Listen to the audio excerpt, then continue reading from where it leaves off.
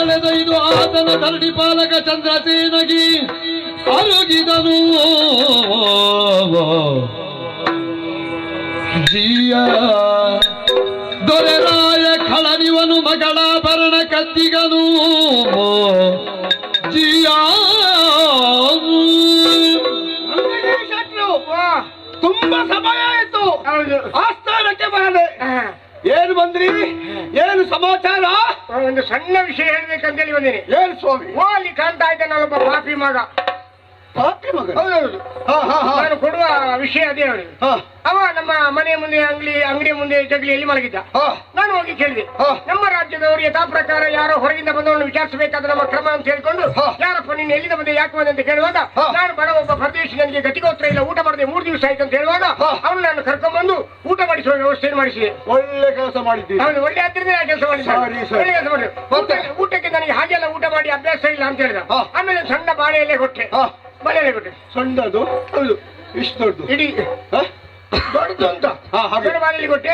ಅವನು ಹೇಳಿದ, ಅನ್ನ ಎಲ್ಲ ಹಾಕಿದೆ, ಉಪ್ಪಿನಕಾಯಿ ನನಗೆ ಇಲ್ಲದೆ ಊಟ ಮಾಡ್ಲಿಕ್ಕೆ ಆಗುದಿಲ್ಲ, ಅಪ್ಪೆ ಮಿಡಿತಲ್ಲ ಮಿಡಿ, ಅದನ್ನ ತಂದು ಹಾಕಿದ್ದಾರೆ. ಒಳ್ಳೇದಾಯ್ತು. ಹೌದು. ಆಮೇಲೆ ಊಟ ಸಾರು ಬೇಕಂತ ಸಾರು ಕೊಟ್ಟೆ, ಸಾಂಬಾರ್ ಆಯ್ತು, ಮೆಣಸಿನಕಾಯಿ ಆಯ್ತು, ಕಾಯಿ ಹುಳಿ ಆಯ್ತು, ಎಲ್ಲ ಊಟ ಮಾಡಿದ. ಏನು ಸ್ವಾಮಿ, ಊಟದಲ್ಲಿ ಎಲ್ಲ ಬರುವುದಿಲ್ವಾ? ಎಲ್ಲ ಬರುದಿಲ್ಲ. ನಾನು ಮನೆಯಲ್ಲಿ ಉಪ್ಪಿನಕಾಯಿ ಮತ್ತು ಗಂಜಿ ಊಟ ಮಾಡೋದು. ಹಾಗೆ ಹಾಗೆ ಇವನಿಗೆ ಬೇಕಾದ ಮಾಡಿದ್ರು. ಆಮೇಲೆ ಪಾಯಸ ಬೇಕು ಅಂತ ಹೇಳಿದ, 3 ಬಗೆಯ ಪಾಯಸ ಮಾಡಿದೆ. ಒಂದು ನಕ್ಕುಳದ್ದು. ನಕ್ಕುಳ? ಹೌದು, ನಕ್ಕುಳ ಅದೇ ಶಾಮಿಗೆ ಶಾಮಿಗೆ ಪಾಯಸ. ಆಮೇಲೆ ಮೀನಕಣ್ಣಿ ಅಂತ ಸಿಹಿ, ಅದು ಸಿಹಿ ಪಾಯಸ. ಹೌದೇನೋ? ನೀನು ಹೇಳುವುದಲ್ಲಿ ಒಂದು ಅರ್ಥ ಬೇಕು ತಾನೆ. 3 ದಿವಸ ಊಟ ಆಗ್ಲಿಲ್ಲ ಅಂತ ಹೇಳಿದ. ಹೌದು. ಮತ್ತೆ ಊಟ ಮಾಡುವಾಗ ಇಷ್ಟೆಲ್ಲ ಬೇಕು ಅಂತ ಹೇಳ್ತಾನ? ಬೇಕಂತ ಹೇಳಿದ ಅವ. ಹೇಳಿದ ನನಗೆ ಊಟ ಮಾಡಿ ಅಭ್ಯಾಸ ಅಂತ. ಹೇಳಿದ, ಮೊಸರು ಇಲ್ಲದ್ರೆ ನನಗೆ ಊಟ ಮಾಡ್ಲಿಕ್ಕೆ ಆಗುದಿಲ್ಲ ಅಂತ ಹೇಳಿದ. ಕತ್ತಿಯಲ್ಲಿ ಕಡಿದು ತುಂಡಾಗದ ಅಷ್ಟು ದಪ್ಪದ ಮೊಸರನ್ನು ಕೊಟ್ಟೆ ನಾನು. ಹೌದಾ? ಕತ್ತಿಯಲ್ಲಿ ಕಡಿದು ತುಂಡಾಗುದಿಲ್ಲ. ಅವ ಇಸಿಗೆ ಊಟ ಮಾಡಿದ, ಆ ಪ್ರಶ್ನೆ ಬೇರೆ. ಊಟ ಮಾಡಿದ. ಊಟ ಮಾಡಿದಲ್ಲಿ ನನಗೆ ಊಟ ಮಾಡಿದ ತಕ್ಷಣ ಮಲಗಬೇಕು ಅಂತ ಹೇಳಿದ. ನಾನು ಯಾವತ್ತು ನನ್ನ ಜೀವನದಲ್ಲಿ ನನ್ನ ಹಳೆ ಚಾಪೆ ಇಲ್ಲದೆ ಹಾಸಿಗೆ ಮೇಲೆ ಮಲಗಿದವನೆಲ್ಲ. ರಂಗು ರಂಗಿನ ರಂಗಮಹಲಲ್ಲಿ ಹೋಗಿ ಮಲಗಿಸಿ ನನ್ನ ಮಗಳಿಗೂ ಮಲಗುವ ಕೋಣೆ ಆಚೆ ಬದಿಯಲ್ಲಿ. ಒಳ್ಳೆ ಉಪಚಾರ. ಹೌದು, ಅತಿಥಿ ಉಪಚಾರ. ಹೌದು ಹೌದು. ನನ್ನ ಮಗಳು ಆಚೆ ಕೋಣೆಯಲ್ಲಿ ಮಲಗಿದ್ದಂತೆ. ಅವಳ ಕುತ್ತಿಗೆಯಲ್ಲಿ ನವರತ್ನ ಖಚಿತವಾದಂತಹ ಹಾರ ಇತ್ತು. ಹಾರವನ್ನು ಇವನು ಕದ್ದಿದ್ದಾನಂತೆ. ಕೇಳುವಾಗ ನನಗೆ ಗೊತ್ತಿಲ್ಲ ಅಂತಾನೆ. ನನಗೆ ಬೇಕಾಗಿದ್ದು ಒಂದೇ ರಾಯರೇ, ಒಂದ ನನ್ನ ಮಗಳನ್ನು ಮದುವೆ ಆಗಬೇಕು, ಇಲ್ಲದ್ರೆ ನನ್ನ ಮುತ್ತಿನ ಹಾರವನ್ನು ಕೊಡ್ಬೇಕು. ವಿಚಾರಣೆ ಆಗಬೇಕು. ಅಲ್ಲಿ ನೀನು ಬಂಗಾರ ಬಿಡಿಸು, ಬಂಗಾರ ಬಿಡಿಸು. ಈಗ ನಿನ್ನ ಬಂದ ನೀರಾಯ್ತು. ಬಾ, ನನ್ನ ಹತ್ರ ಮಾತಾಡಿದ್ರೆ ಹಲ್ಲು ಉದ್ರಿ ಸೇರು ಮಗನೇ. ಅವನು ಮಹಾರಾಜರು ನೆನಪಿರ್ಲಿ, ಕ್ರಮಬದ್ಧವಾಗಿ ಮಾತಾಡ. ಇನ್ನು ಮಾತಾಡ್ಲಿಕ್ಕಿಲ್ಲ. ನಾನು ಎಟ್ಟಿಗೆ ಹೊರದವನಿಗೆ ಯಾರೋ ನೀನೆಲನಿಲ್ಲ 3 ಕಿರಿಗಳಲ್ಲಿ. ಅಯ್ಯೋ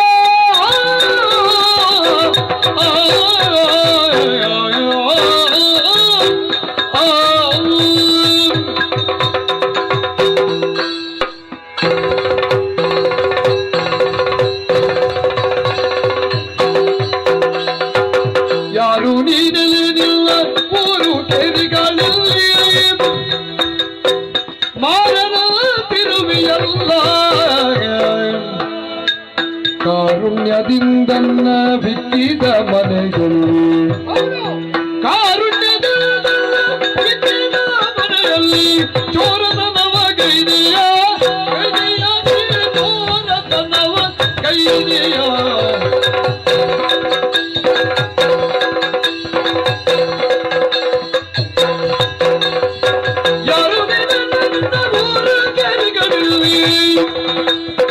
ಮಾರನ ತಿರುವಿಲ್ಲ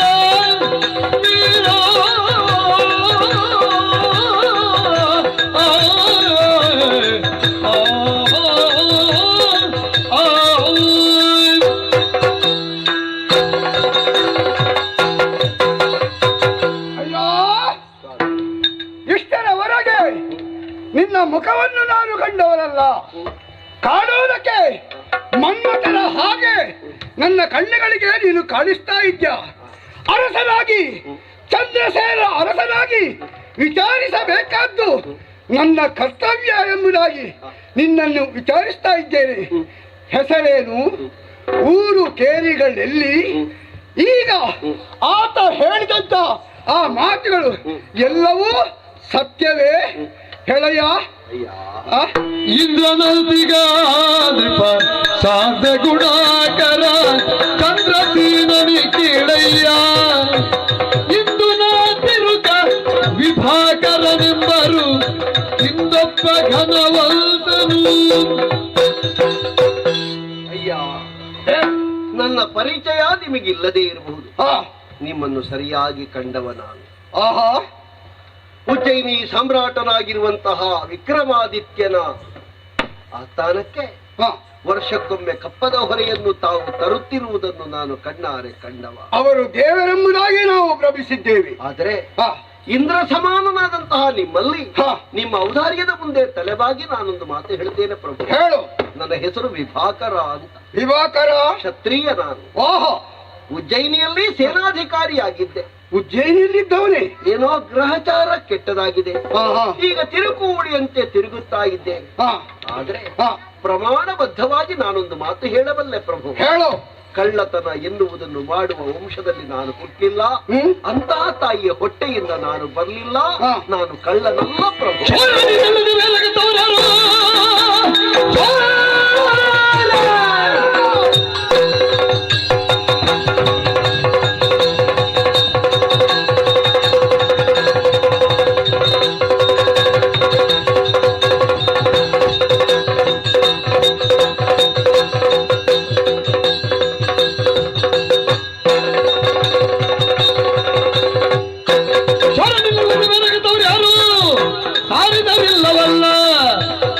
ದಾರುಣಿಯಳು ಚಿತ್ರಹಾರ ನುಗ್ಗುವುದುಂಟಿ ಸಾರಿ ಬೇಡಿದೆ ಒಪ್ಪಿಸು.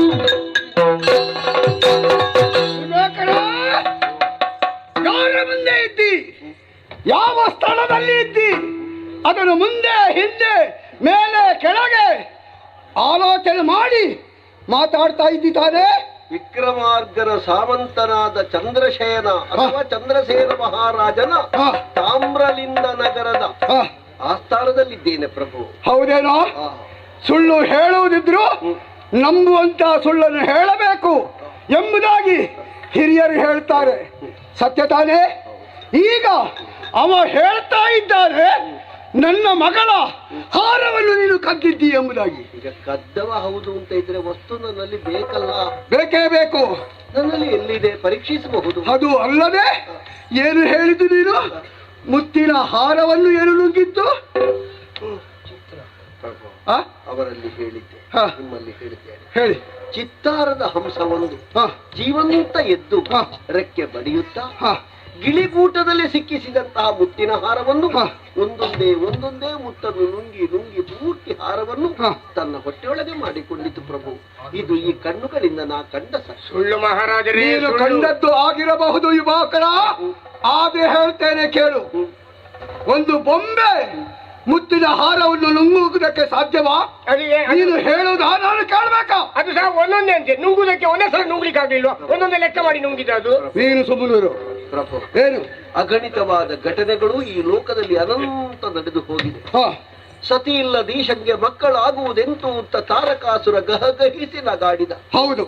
ಶಿವನಿಗೆ ಕುಮಾರನಾಗಲಿಲ್ವೇ? ಆಗಿದೆ. ಮೇಲಲ್ಲ ಕೆಳಗಲ್ಲ ಹೊರಗಲ್ಲ ಒಳಗಲ್ಲ ರಾತ್ರಿಯಲ್ಲ ಹಗಲಲ್ಲ ಯಾವುದೇ ಆಯುಧದಿಂದಲ್ಲ ಹೊರಬೇಡಿದ ಹಿರಣ್ಯಕಶ್ಯಪ ನರಸಿಂಹನಿಂದ ಸಾಯಲಿಲ್ವೇ? ಸತ್ತಿದ್ದಾರೆ. ಹಾಗಾದ್ರೆ ಈ ಘಟನೆಗಳಿಗೆಲ್ಲ ಏನು ಪ್ರಭು ಉತ್ತರ? ಅದು ಆ ಕಾಲದಲ್ಲಿ ದೈವದ ಲೀಲೆ ಅಂತ ಹೇಳ್ಬೇಕು. ಅದು ಆ ಕಾಲದಲ್ಲಿ ಆಗ್ತಾ ಇತ್ತು. ಈ ಕಾಲದಲ್ಲಿಯೂ ಆಗಿದೆ. ಅಷ್ಟು ನನ್ನ ಕಣ್ಣಿನಿಂದ ನಾನು ಏನ್ ಮಾಡ್ತೀಯ? ಯಾಕೆ ಗೊತ್ತಾ? ಯಾಕೆ? ಈ ಹೊತ್ತಿನಲ್ಲಿ ವಿಚಾರಣೆ ಮಾಡುವಂತ ಅರಸನಾಗ್ತ ನಾನು ಚಂದ್ರಸೇನ ಯಾರಿಗೆ ಉಜ್ಜಯಿನಿಯ ವಿಕ್ರಮಾದಿತ್ಯನ ಸಾಮಂತನಾಗಿ ಅವರ ಶಾಸನ ಯಾವುದುಂಟೋ ಅದನ್ನು ಚೆನ್ನಾಗಿ ಅರಿತುಕೊಂಡು ಅಂತ ದಾರಿಯಲ್ಲೇ ನಡೆಯುವಂತ ಕ್ರಮ ಈ ಚಂದ್ರಸೇನದ್ದು. ಒಂದು ನೆನಪಿಡಿ ಪ್ರಭು. ಏನು? ನಿರಪರಾಧಿಯನ್ನಾದರೂ ನಾವು ಶಿಕ್ಷಿಸುವಾಗ ಸಾಕಷ್ಟು ಯೋಚನೆ ಮಾಡಬೇಕು. ಒಬ್ಬ ಅಪರಾಧ ಮಾಡಿದ್ದಾನೆ ಅಂತ ನಾವು ತಿಳಿದರೂ ಅವನನ್ನು ಬಿಡಬಹುದಂತೆ. ನಿರಪರಾಧಿಯನ್ನು ಶಿಕ್ಷಿಸಬಾರದು ಅಂತ ಶಾಸ್ತ್ರ ಹೇಳುತ್ತದೆ. ಹೌದು, ನಾನು ನೆನಪಿಸ್ತೇನೆ. ಹಾ, ನಾನು ವಿಕ್ರಮಾರ್ಕನ ಹತ್ತಿರವೇ ಇದ್ದವ. ಆಗಿರ್ಬೋದು. ಅವನ ಶಾಸನ ಏನು ಅಂತ ನನಗೆ ಚೆನ್ನಾಗಿ ಗೊತ್ತಿದೆ. ಹಾ, ಈಗ ಅವರ ಮನೆಯ ಆಹಾರವನ್ನು ಕದ್ದಿದ್ದೇನೆ ಅಂತ ಅವರು ಹೇಳಿದಲ್ಲಿಗೆ ಸಾಕ್ಷಿ ಹಾ, ಸಾಬೀತಾಗುತ್ತದ? ಆಗೋದಿಲ್ವಾ? ಹೇಗಾಗ್ತದೆ? ಖಂಡಿತ ಆಗ್ತದೆ. ಮೂರನೇವರು ಯಾರಾದ್ರೂ ನೋಡಿದ್ದಾರ? ಅವರ ಆಹಾರವನ್ನು ಕದ್ದಿದ್ದೇನೆ ನಾನು ಎನ್ನುವುದಕ್ಕೆ ಬೇರೆ ಸಾಕ್ಷಿ ಯಾವುದು? ಸಾಕ್ಷಿ, ಮತ್ತೊಂದು ಅಕ್ಷಿ ಬೇಕು. ಸಾಕ್ಷಿ ಅಂತ ಹೇಳಿದ್ರೆ ಅವರವರೇ ಅಲ್ಲ, ಇನ್ನೊಬ್ಬ ಬೇಕು. ಆಹಾ. ಯಾರು ನೋಡಿದ್ದಾರೆ ಪ್ರಭು? ಅವನು ನೋಡಿದ್ದಾರೆ ಅಂತಲ್ಲ? ಅವರು ನೋಡಿದ್ರೆ ಸಾಕಾಗ್ತದೆ. ಅವರ ವಸ್ತು ಈಗ ಇಲ್ಲದ. ಅವರ ವಸ್ತು ಇಲ್ಲದಾಯಿತು. ಅವಳ ಮಗಳು ನೋಡಿದ್ದಾಳೆ. ಅಯ್ಯೋ, ಏನು? ಆ ಮನೆಯವರೇ ನಿಮಗೆ ಬಂದು ದೂರು ಕೊಟ್ರೆ ಹಾ. ನಾ ಕದ್ದಿದ್ದೆ. ಈಗ ಅವರ ಮನೆಯಲ್ಲೇ ನಾನಿದ್ದೆ, ಹಾ. ಅವರ ಮನೆಯಿಂದಲೇ ನನ್ನನ್ನು ಕರ್ಕೊಂಡು ಬಂದಿದ್ದೀನಿ. ಹಾ. ಅವರ ಆಹಾರ ನನ್ನಲ್ಲೇ ಇರ್ಬೇಕಲ್ಲ, ನನಗೆ ಬೇರೆ ಜಾಗ ಇಲ್ಲ ಅಲ್ಲ ಹೋಗ್ಲಿಕ್ಕೆ. ನಂದಿಗಿರಿ ಶೆಟ್ರೆ, ತಪ್ಪು ನನ್ನದ್ದು. ನೀವು ತಪ್ಪು ಮಾಡಿದ್ದೀರಿ. ನೀವು ಹೇಳಿದ ಹಾಗೆ ನಾನು ವರ್ತಿಸ್ತಿದ್ರೆ ಬೇರೆ ಆಗ್ತಿತ್ತು. ಬಿಸಿ ಆಗದೆ ಬೆಣ್ಣೆ ಕರಗುವುದಿಲ್ಲ. ಒಬ್ಬ ಕಳ್ಳರಲ್ಲಿ ನೀನು ಕದ್ದದ್ದು ಹೌದಾ ಅಂತ ಕೇಳಿದ್ರೆ ಒಪ್ಪಿಕೊಳ್ತಾನ ಅಲ್ವಾ? ಇವ ಕಳ್ಳರ್ ಒಪ್ತಾರ? ಏಯ್! ರಾಜಶಾಸನ ಏನು ಗೊತ್ತಾ? ಕೊಲೆ ಮಾಡಿದವನನ್ನು ತಲೆಯನ್ನು ಕಡಿಯುವುದು, ಅನಾಚಾರ ಮಾಡಿದವನನ್ನು ತಲೆಯನ್ನು ಕಡಿಯುವುದು, ಕದ್ದವನ ಕೈಕಾಲನ್ನೇ ಕತ್ತರಿಸುವುದು. ನಿಮಗೆ ಅಧಿಕಾರ ಇದೆ ಪ್ರಭು. ಹಾ, ಕೈಕಾಲು ಕತ್ತರಿಸಬಹುದು, ತಲೆಯೂ ಕತ್ತರಿಸಬಹುದು. ಹಾ, ಆದರೆ ನ್ಯಾಯ ದೇವತೆಯ ಮುಖಕ್ಕೆ ಉಗಿಬೇಡಿ ಮಾತ್ರ. ಸತ್ಯ ಮಾಡಿ, ಹಾ, ಧರ್ಮ ಮಾಡಿ, ಸತ್ಯವನ್ನೇ ಮಾಡ್ತಾ ಇದ್ದೇನೆ. ಅನ್ಯಾಯ ಮಾಡಬೇಡಿ. ನೀವು ಹೇಳಿದ ಪ್ರಕಾರ ಆ ವಿಧಾನವನ್ನು ಮಾಡ್ತಾ ಇದ್ದೇನೆ. ಶೋಧಿಸಿ ಫಲವಿಲ್ಲ, ವಾದಿಸಿ ನೋಡು.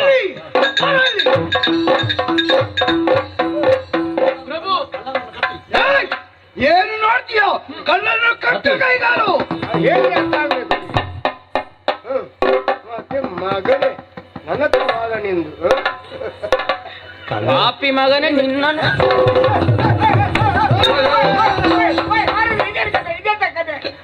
ಅವನಲ್ಲ. ಆಗ ಅಲ್ಲಿ ನಿಂತಿದ್ದಾನೆ. ಆತನನ್ನು ಕರೆದುಕೊಂಡು ಹೋಗಿ ಅವನ ಕೈಕಾಲನ್ನು ತುಂಡರಿಸಿ.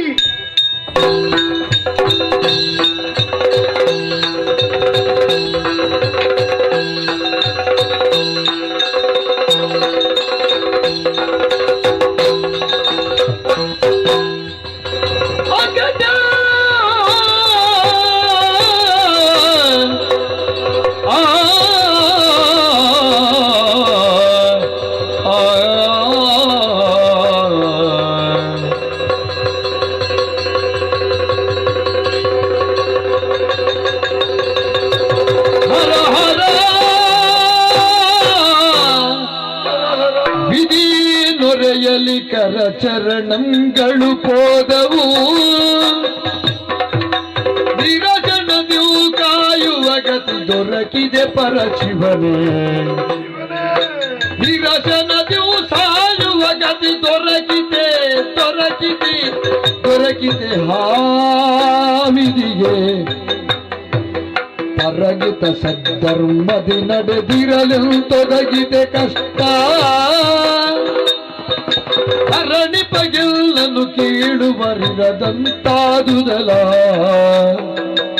ಹರ ಹರ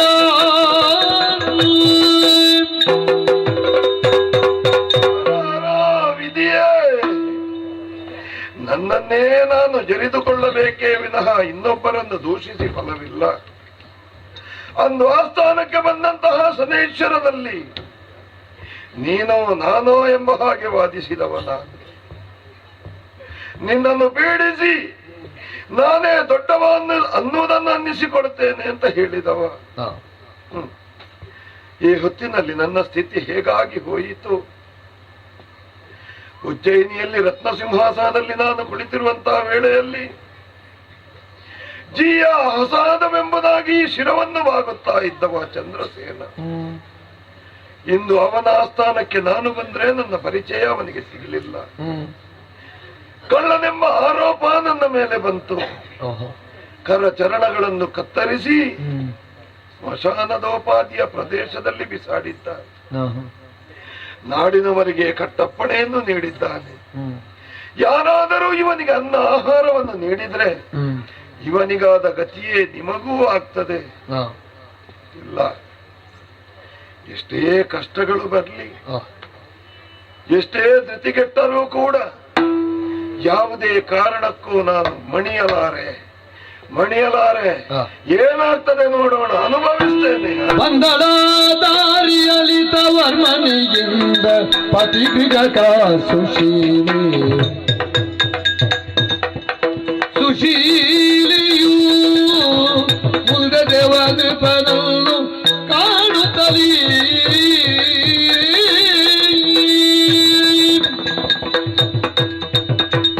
ಕಾಮಲಿಂಗಪುರದ ರಾಮಗಾಣಿಗರ ಮುದ್ದಿನ ಸೊಸೆ ನಾನು.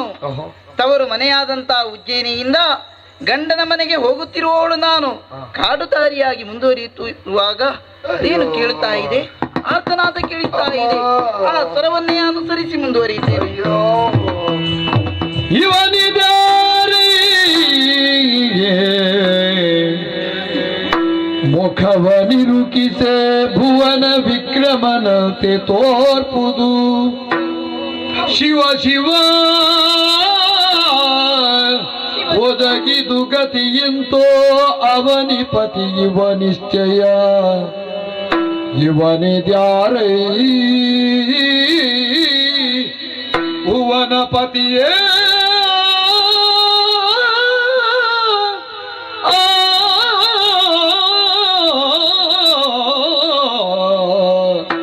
ಅಕಟ. ಕಾಡುದಾರಿಯಾಗಿ ಬರುತ್ತಿರುವಂತಹ ಸಂದರ್ಭದಲ್ಲಿ ಆರ್ತನಾದ ಕೇಳಿಸಿತು. ಆ ಆರ್ತನಾದವನ್ನೇ ಅನುಸರಿಸ್ತಾ ಮುಂದುವರಿತಾ ಬರುವಾಗ ನಾನು ಕಾಣುತ್ತಿರುವಂತಹ ದೃಶ್ಯವಾದರೂ ಇದೇನು, ಭುವನ ವಿಕ್ರಮನಂತೆ ಮೆರೆದಂತಹ ವಿಕ್ರಮಾದಿತ್ಯರಲ್ಲವೇ ಇದು? ನನ್ನ ಕಣ್ಣುಗಳನ್ನು ನಾನು ನಂಬುವುದಕ್ಕೆ ಆಗುವುದಿಲ್ಲ. ಹಾಗಾದರೆ ಇವರಿಗೆ ಇಂತಹ ಸ್ಥಿತಿ ಬರುವುದಕ್ಕೆ ಕಾರಣ ಏನು? ಅವರಲ್ಲೇ ಕೇಳುತ್ತೇನೆ. ಪ್ರಭು, ಏನಿದು? ಕರುಣ ಸಾಗರ ಲಾಲಿಸಿ ನೃಪತಿಯೇ ನಾನಿಲ್ಲ ಪ್ರಜೆಯು ತರುಣಿ ತೇಲಿದು ಶೀಲಿ ಎಲ್ನ ಪತಿಗೆ ಇರುವ ನಿಲ್ಲಿಗೆ ಬರುತ್ತ ಕಂಡಿರು ತೊರೆಯ ಕರಕರಣು ಗಣೇರಿದು ದುರುಳರಾರು ತೊದಗಿದಿ ಗತಿ ಪರಮ ಮಗಿಮಾನ್ವಿತನೆ ಪೀಳುಯ ಅರದ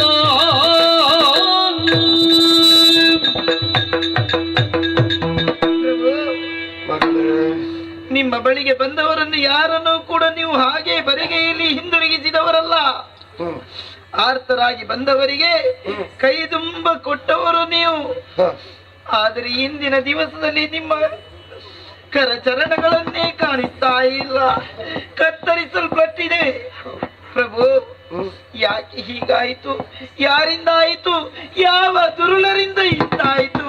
ಪ್ರಭು, ಮಗಳಿ ಪೇಳುವುದೇನು ದುರ್ಗತಿಯೋ ಬಂದೊದಗಿ ತಿಂದು ಸುಗುಣೆ ಧರ್ಮ ವಿಧಿವಶದಿಂದ ಈ ದಶೆಯೋ ಬಗೆ ಬಗೆಯ ಉಪಕಾರಗೈದಿ ಮಿಗಿಲು ಧರ್ಮದಿ ನಡೆದೇ ಸತ್ಯದಿ ಅಗದಿ ಬೇತಾಳಾದಿಗಳು ಸಗ ಸೊಗವನು ದಗಿಸಲಾರದಾದರು ಮಗಳೇ ದುರ್ಗತಿಯೋ.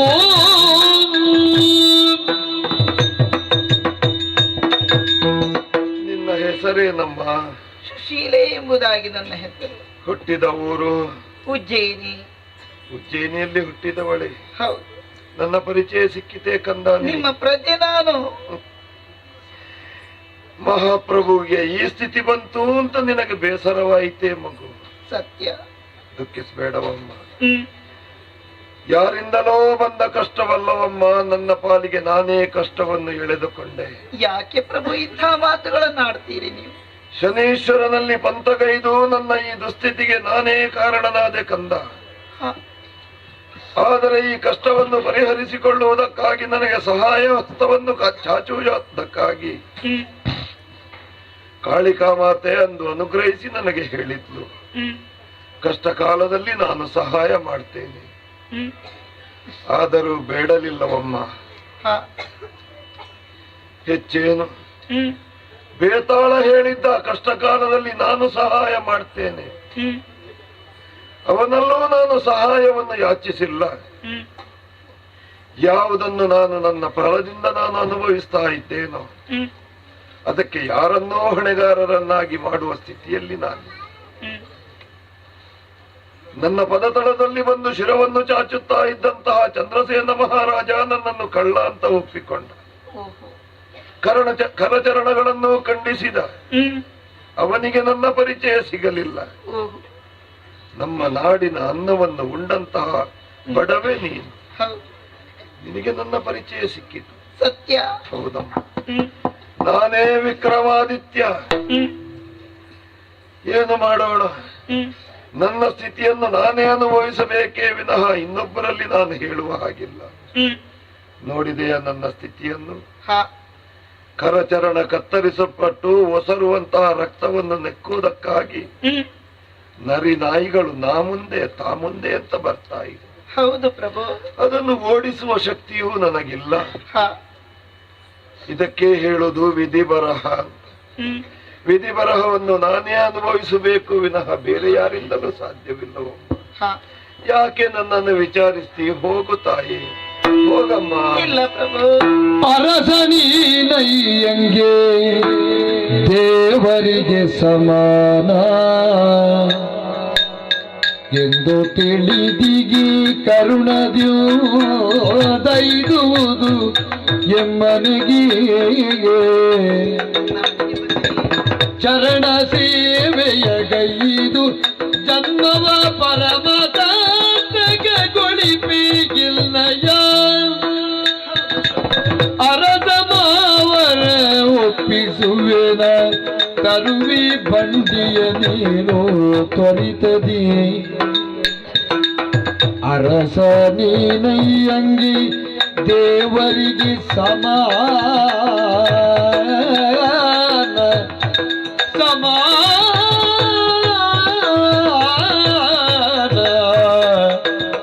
ಜಿಯಾನೋ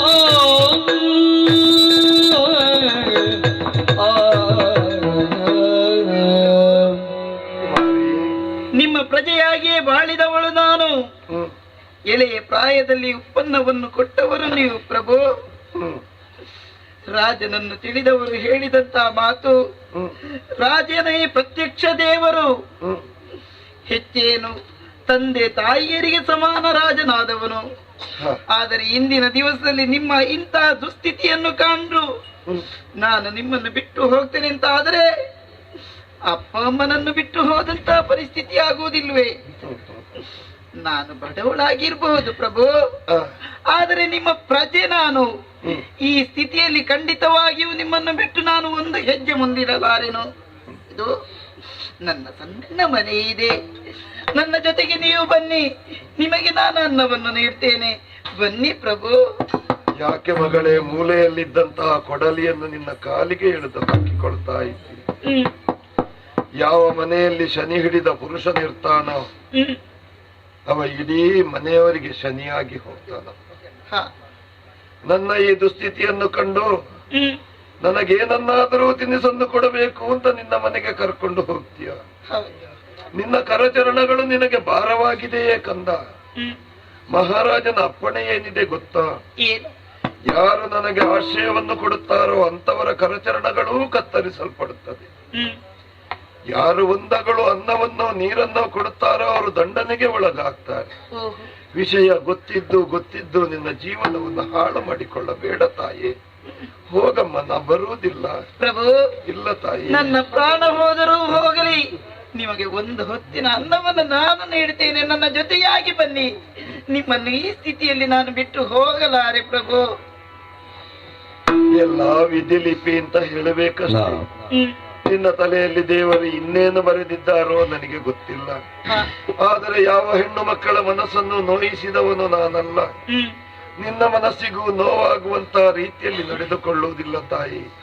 ಈ ಕೈಕಾಲಿಲ್ಲದ ಮೂಟೆಯನ್ನು ಹೇಗೆ ಕೊಂಡು ಹೋಗ್ತಿ ತಾಯಿ? ಪ್ರಭು, ಯಾವುದೇ ಕಾರಣಕ್ಕೂ ಕೈಕಾಲು ಇಲ್ಲ ಎನ್ನುವಂತ ಬೇಸರ ನಿಮಗೆ ಕಾಡದ ರೀತಿಯಲ್ಲಿ ನಾನು ಕರೆದುಕೊಂಡು ಹೋಗ್ತೇನೆ ನಿಮ್ಮನ್ನು. ನೋಡಿ, ನಾನು ಏರಿ ಬಂದಂತಹ ಬಂಡಿ ಇದೆ, ಅಲ್ಲಿವರೆಗೆ ನಾನೇ ನಿಮ್ಮನ್ನ ಆಧರಿಸಿ ಕರೆದುಕೊಂಡು ಹೋಗ್ತೇನೆ. ಹೀಗೆ ಬನ್ನಿ, ಹೀಗೆ ಬನ್ನಿ.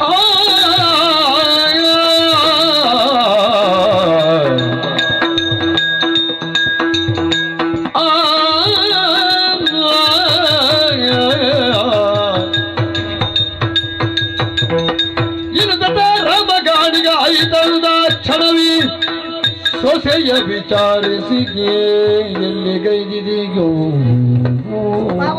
ಹೇಳು ಮಗಳೇ, ಶುಭವಾಗಲಿ.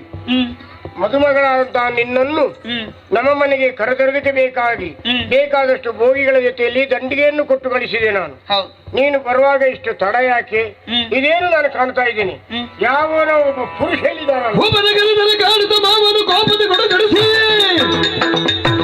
ಇವನನ್ನು ನೇತಕ್ಕೆ ತಂದೆಗೆ ಕಾಪಾಡುವರು ಯಾರು?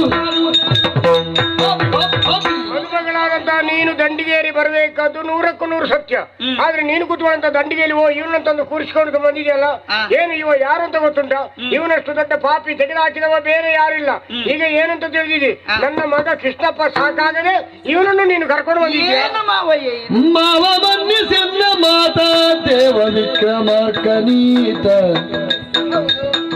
ಭುವರಿಣ್ಯ ಖ್ಯಾತ ಪೂತ ನಾವು ಮಕ್ಕಳು ಪರಮ ಕರುಣಿ ಧರ್ಮದಿಂದ ನಿರತ ಜನರ ಸಲಗುತ್ತೀರ್ಥ ಪರಮ ಕಷ್ಟ ಪಡುವ ಕಾಲ ತೊರೆದು ಬಿಸುಗಲೇಗೆ ಮಾವ.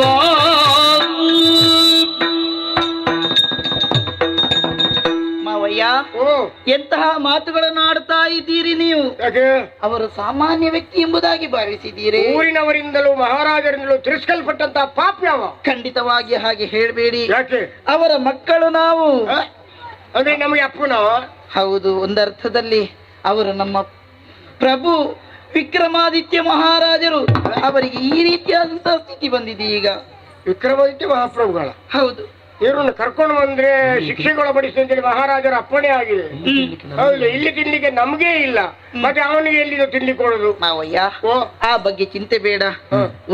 2 ಹೊತ್ತಿನ ಗಂಜಿ ನನಗೆ ನೀವು ನೀಡ್ತೀರಿ ತಾನೆ? ಹೌದು. ಅದರಲ್ಲಿ 1 ಹೊತ್ತಿನ ಗಂಜಿಯನ್ನು ಅವರಿಗೆ ಕೊಡಿ. ಬೇಡ ಬೇಡ, 2 ಹೊತ್ತಿನ ಗಂಜಿಯೂ ಕೂಡ ಅವರಿಗೆ ನೀಡಿ. ಆದ್ರೆ ಗಂಜಿ ನೀರನ್ನು ಆದ್ರೆ ಶಾಸನ ಆಗಿದೆ ಮಗಳೇ, ಅವ್ರಿಗೆ ಯಾರು ಅನ್ನ ನೀರು ಕೊಡಬಾರ್ದು ಅಂತೇಳಿ ನಾವು ಏನು ಮಾಡುದು? ಮಹಾರಾಜರ ಏನಾಗುತ್ತಿಲ್ಲ. ಓ ಯಜಮಾನ್ರೆ, ನೀವು ಈ ಮನೆ ಯಜಮಾನನ? ಹೌದು, ಮತ್ತೆ ಈ ಮನೆ ಯಜಮಾನದಲ್ಲಿ ಅಷ್ಟು ಜೋರಾಗಿ ನಾನು ಮಾತಾಡುದು. ನಿಮ್ಮ ಮಾತಿನಲ್ಲಿ ಅರ್ಥ ಆಯ್ತು. ನಿಮ್ಮ ಒಂದು ಮಾತುಂಟಲ್ಲ, ನನಗೆ ಹೊಟ್ಟೆ ತುಂಬಿತ. ನನ್ನ ಮಗ ಕೃಷ್ಣಪ್ಪ ಸಾಕಾಗುವುದಿಲ್ವಾ, ಇವಳು ಬೇಕೋ? ಒಳ್ಳೆ ಮಾತು. ನಿಮ್ಮ ಮಗಳಿಗಾದ್ರೆ ಈ ಮಾತು ಹೇಳ್ತಾ ಇದ್ರ ನೀವು? ಹಾಗೆ ಹೇಳಿಯಲ್ಲ, ನಾನು ಸೊಸೆಯಾದ ಕಾರಣ ಹೇಳಿದ್ದಲ್ಲಿ. ತಾನು ಉಣ್ಣುವಂತಹ 2 ಹೊತ್ತಿನ ಅನ್ನವನ್ನು ಅವರಿಗೆ ನೀಡಿ ರಕ್ಷಿಸ್ತೇನೆ. ನೋಡಿ, ನಮ್ಮ ಉಜ್ಜಯಿನಿಯಲ್ಲಿ ಹುಟ್ಟಿದ ಪ್ರಜೆಯ ಬಾಯಲ್ಲಿ ಬರುವ ಮಾತನ್ನು ಕೇಳಿ ಕಲ್ತುಕೊಳ್ಳಿ. ಅವಳೇನೋ ಅವಳ ಒತ್ತಾಯಕ್ಕೇನೋ ನನ್ನ ಕರ್ಕೊಂಡು ಬಂದಿದ್ದಾಳೆ. ಆದ್ರೆ ನಿಮ್ಮಲ್ಲಿ ಕೇಳಿಕೊಳ್ಳುವುದು ನಾನು ಯಜಮಾನ್ರೆ. ಒಂದು ಯಜಮಾನ್ರಿಗ ನಾನು ಯಜಮಾನ, ಒಂದು ಸೊಸೆಗೆ ಜೋರು ಮಾಡುವ ಅಧಿಕಾರವೂ ಇಲ್ವಾ ನನಗೆ? ಮಾಡಿಯಪ್ಪ, ಬೇರೆ ಯಾರಿಗೂ ಜೋರು ಮಾಡ್ಲಿಕ್ಕೆ ಆಗುವುದಿಲ್ಲ, ಅವಳಿಗಾದ್ರೂ ಜೋರು ಮಾಡ್ಬೇಕಲ್ಲ. ಹೌದು. ಆದ್ರೆ ಒಂದು, ಈ ಮನೆಯಲ್ಲಿ ನಾನು ಇರಬಹುದು, ನನಗೆ ಕೆಲಸ ಕೊಡಬೇಕು. ಕೆಲಸ ಕೈಕಾಲು ಸರಿ ಇದ್ದವರೇ ಕೆಲಸ ಮಾಡುದಿಲ್ಲ. ಕರೆದ್ರೆ ನಾನೀಗ ಕೋಪದಲ್ಲಿ ಹೋಗ್ತೇನೆ ಅಂತ ಹೇಳಿ ಓರಿದ್ದಾರೆ. ಅದೊಂದು ಕೈಕಾಲು ಸರಿ ಇಲ್ಲದ ನೀನು ಯಾವ ಕೆಲಸ ಮಾಡ್ತೀಯಪ್ಪ? ಕೈಕಾಲು ಸರಿ ಇದ್ದವರು ಕೆಲಸ ಮಾಡದೇ ಇದ್ದದ್ದು ವಿನಃ ಕೆಲಸ ಇಲ್ಲದೆ ಇದ್ದದ್ದಲ್ಲ. ಕೆಲಸವನ್ನು ಹುಡುಕಿ ಮಾಡಬಹುದು. ನಾನು ಹೇಳಿದ್ರೆ ಕೆಲಸ ಕೊಡ್ತೀರೋ? ಸರಿ, ನೋಡುವ. ಅಲ್ಲಿ ಕಾಣೋದು ಗಾಣ ಅಲ್ವೇ? ಹೌದು. ತಿರುಗುವುದಕ್ಕಾಗಿ ಭಾರಕ್ಕೆ ಅದರ ಮೇಲೊಂದು ಕಲ್ಲಿಟ್ಟಿದ್ದೀರಲ್ಲ? ಹೌದು. ಆ ಕಲ್ಲನ್ನು ತೆಗೆದು ಬಿಸಾಡಿ ನನ್ನನ್ನು ಕೊಂಡು ಹೋಗಿ ಅಲ್ಲಿ ಕೂರಿಸಿ. ಆ ರೀತಿಯಿಂದಾದ್ರೂ ನಿಮ್ಮ ಉಪ್ಪಿನ ಋಣವನ್ನು ತೀರಿಸ್ತೇನೆ. ಗಾಣ ತಿರುಗ್ಲಿಕ್ಕೆ ಬೇಕಾಗಿ, ಭಾರಕ್ಕೆ ಬೇಕಾಗಿ ಆ ಕಲ್ಲನ್ನಿಟ್ಟದು. ನನ್ನನ್ನು ಕೂರಿಸಿ ಕಲ್ಲನ್ನು ಬಿಸಾಕ್ಬೇಕು. ನಾನು ಲೋಕಕ್ಕೆ ಭಾರಾದವನನ್ನ, ಅದಕ್ಕೆ ಭಾರ, ಭೂಮಿಗೆ ಭಾರಾದಂತ ನಿನ್ನನ್ನು ಅಲ್ಲಿ ಕೂರಿಸ್ಬೇಕು. ಯಾವ್ದಾದ್ರೆ ಕಲ್ಲಾದ್ರೇನು, ಇವಾದ್ರೇನು, ಯಾವ್ದಕ್ಕೂ ಮಹಾರಾಜರ ಒಂದು ಮಾತು ಕೇಳಿ ಬರ್ತೇನೆ. ಇವನಿಗೆ ಅನ್ನ ಕೊಡಬೇಕೋ ಬೇಡೋ ಅಂತ ಅವರು ಅಪ್ಪಣೆ ಮಾಡಿದಾದ್ಮೇಲೆ ಅನ್ನವನ್ನು ಕೊಡುವ ವ್ಯವಸ್ಥೆ ಮಾಡ್ತೀನಿ ನಾನು. ಆಯ್ತಾ? ಆಯ್ತು.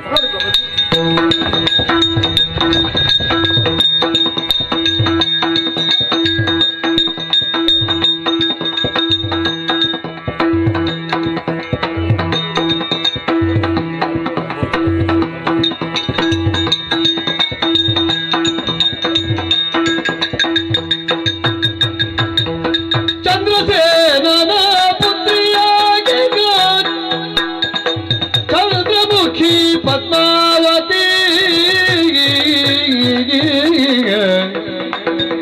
ಆ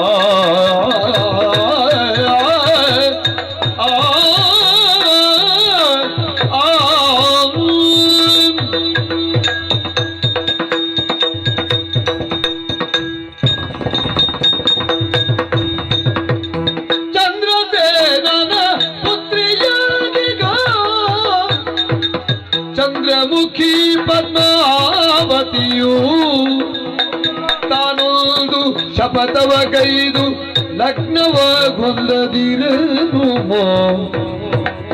ದೀಪಕ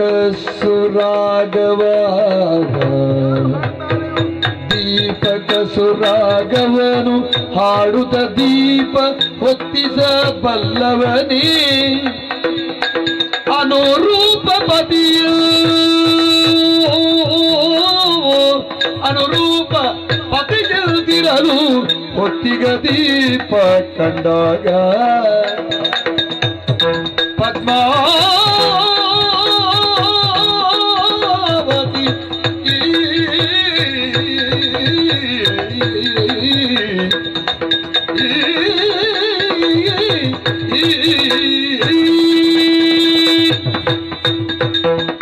ಸಸ್ಯಶ್ಯಾಮಲೆಯಿಂದ ಕಂಗೊಳಿಸುತ್ತಾ ಇರುವಂತಹ ಈ ನಾಡೇ ತಾಮಲಿಂದಾಪುರ. ಇಲ್ಲಿರಬಹುದಾದ ಸಿರಿ ಸಂಪತ್ತಿಗೆಲ್ಲವರಿಗೂ ಕೂಡ ಇಷ್ಟೊಂದು ಚೆನ್ನಾಗಿರಬೇಕು ಅಂತಾದ್ರೆ ಅದಕ್ಕೆ ಪೂರ್ಣವಾಗಿ ಕಾರಣೀಕರ್ತರೆನಿಸಿದವರು ನಮ್ಮಪ್ಪಯ್ಯನಾದಂತಹ ಚಂದ್ರಸೇನ ಮಹಾರಾಜರು. ನಾಡಿನ ಆಡಳಿತವನ್ನು ನಡೆಸುವುದರ ಮೂಲಕವಾಗಿ ಒಳ್ಳೆಯ ಹೆಸರನ್ನು ಗಳಿಸಿದವರಿದ್ದಾರೆ. ಅವರ ಮಗಳು ಒಬ್ಬಳು ಮಗಳು ನಾನು. ನನ್ನ ಹೆಸರು ಪದ್ಮಾವತಿ ಎನ್ನುವ ಹಾಗೆ. ಅಪ್ಪಯ್ಯನು ಎಳವೆಯಿಂದಲೇ ನನ್ನನ್ನು ಚೆನ್ನಾಗಿ ಸಾಕಿ ಸಲಹಿದ್ದಾರೆ, ಬೆಳೆಸಿದ್ದಾರೆ. ಆ ಕಾರಣಕ್ಕಾಗಿ ನನಗೆ ಮನಸ್ಸಿಗೇನೋ ಸಮಾಧಾನ ಉಂಟು, ನೆಮ್ಮದಿ ಉಂಟು. ಆದರೆ ಬಾಲ್ಯದಿಂದಲೇ ನನ್ನ ಮನಸ್ಸಿನಲ್ಲಿ ಒಂದು ವಿಚಾರವಾಗಿ ನಾನು ಶಪಥವನ್ನೇ ಮಾಡಿಕೊಂಡವಳು. ಬದುಕಿಗೆ ಸಂಗಾತಿಯಾಗಿ ಒದಗಿ ಬರುವವಳು ಅನುರೂಪನಾಗಿರುವುದಕ್ಕಿಂತಲೂ ನನ್ನ ಮನಸ್ಸಿನಲ್ಲಿರಬಹುದಾದ ಆಸೆಯನ್ನೆಲ್ಲ ಪೂರ್ಣಗೊಳಿಸುವನಾಗಿರಬೇಕು ಎನ್ನುವುದು ಹಾಗೆ. ಅಂದ್ರೆ ಸಂಗೀತ ಕಲೆಯ ಮೇಲೆ ಅತಿಯಾದ ಆಸಕ್ತಿ ಇರುವಂತಹ ನಾನು ಯಾವಾತ ದೀಪಕ ಸುರಾಗವನ್ನು ಹಾಡುವುದರ ಮೂಲಕವಾಗಿ ದೀಪಗಳೆಲ್ಲ ಮತ್ತೊಮ್ಮೆ ಉರಿಯುವಂತೆ ಮಾಡುತ್ತಾನೆಯೋ ಅಂತವರನ್ನೇ ನಾನು ವರಿಸುತ್ತೇನೆ ಎನ್ನುವ ಹಾಗೆ ಶಪಥವನ್ನೇ ಮಾಡಿದವಳು. ಹಾಗಾಗಿ ಅದರ ನಿರೀಕ್ಷೆಯಲ್ಲೇ ಇಲ್ಲಿಯವರೆಗೆ ಇದ್ದವಳು. ಹೌದಲ್ಲ, ನೋಡಿದ್ರಾ, ಸಾಯಂಕಾಲ ರಾತ್ರಿಯೇ ಹೊತ್ತಾಗಿದೆ. ಈವಾಗಲೇ ಸುತ್ತವೂ ಕೂಡ ರಾತ್ರಿ ಆಗಿರುವ ಈ ಹೊತ್ತಿನಲ್ಲಿ ಅದೇನು ಕೇಳಿ ಬರ್ತಾ ಇರುವುದು? ದೀಪಕ ಸುರಾಗದಲ್ಲಿ ದೀಪ ಹೊತ್ತಿಗ ದೀಪ ಕಂಡಾಗ ಹೊತ್ತು ತಂತ್ಯಾನಂದದಿಂದಲಿ ದಾಸಿಯೊಳೆಂದಳು. ರೂಪಿಯಾಗಲಿ ಕುರುಡ ಕುಂಟಕು ರೂಪಿಯಾಗಲಿ ಗೈದ ಶಪಥ ನಿರೂಪವಾಗದು ವರಿಸದಿರಲು ಜನಭಾವದ ಅಪವಾದ. ನಿಶ್ಚಯ ಹೊಂದಿದು ಎಲ್ಲಾ ಕಡೆಯಲ್ಲಿಯೂ ಕತ್ತಲೆಯ ಆವರಿಸಿರುವಂತಹ ಸಂದರ್ಭವಿದು. ಆದ್ರೆ ಕಣ್ಣುಗಳಿಗೆ ಒಮ್ಮಿಂದೊಮ್ಮೆಗೆ ಎಲ್ಲಾ ಕಡೆಯಲ್ಲಿಯೂ ದೀಪಗಳು ಉರಿಯುವುದಕ್ಕೆ ಆರಂಭವಾಗಿದೆ.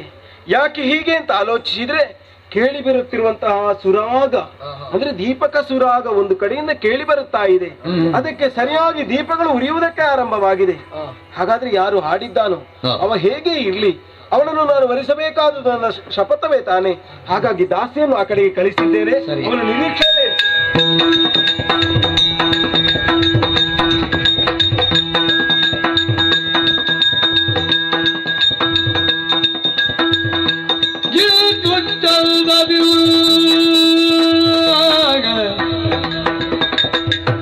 ಕರೆತರಲು ಕಂಡು ನೃಪಜಿ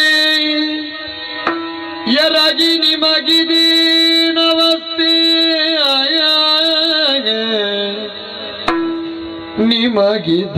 ನಿಮಗಿದೀನವಸ್ತೆಗೆ ಪರಮ ಮಗಿಮಾನ್ವಿತನೆ ನಿನ್ನ ಪರಿಗನು ಪೀಳುಯ್ಯ.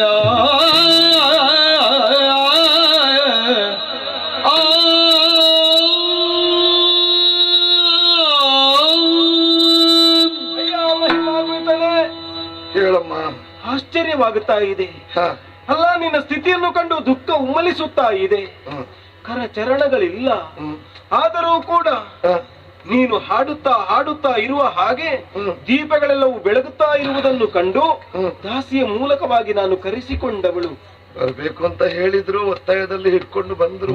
ಹೌದಲ್ಲ, ಯಾವನಲ್ಲಿ ಹೇಗೆ ಕಲೆ ಎನ್ನುವುದು ಇರ್ತದೆ ಎನ್ನುವುದನ್ನು ಯಾರಿಂದಲೂ ಊಹಿಸುವುದಕ್ಕೆ ಸಾಧ್ಯವೇ ಇಲ್ಲ. ನಿನ್ನ ಸ್ಥಿತಿ ನೋಡಿದ್ರೆ ಎಂತವನ ಕರುಳಾದರೂ ಚುರುಕೆನ್ನಬಹುದಾದ ಸ್ಥಿತಿ ಉಂಟು. ಹಾಡುವ ಗಾಯನಕ್ಕೆ ಮಂತ್ರಮುಗ್ಧತೆ ಆಗುವ ಹಾಗುಂಟು. ನೀನು ಯಾರಪ್ಪ, ನೀನು ಎಲ್ಲಿಯವನು ಎನ್ನುವುದನ್ನು ನೀ ಹೇಳ್ತಾ ಇದ್ರೆ ಒಳ್ಳೆಯದಿತ್ತು. ಆ ರಾಗ ಹಾಡಿದವ ನಾನು. ದೀಪಗ ಸುರಾಗವನು ಹಾಡಿದ ಪಾಪಿ ನಾನಹುದು. ಸುರಾಗವನು ಹಾಡಿದ ಪಾಪಿ ನಾನಹುದಮ್ಮ.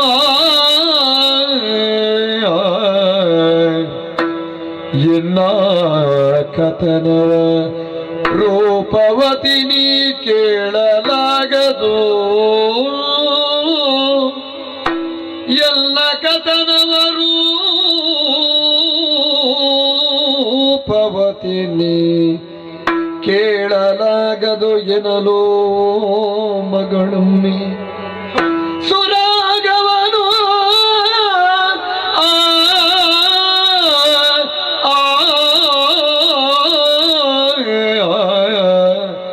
ಅಮ್ಮ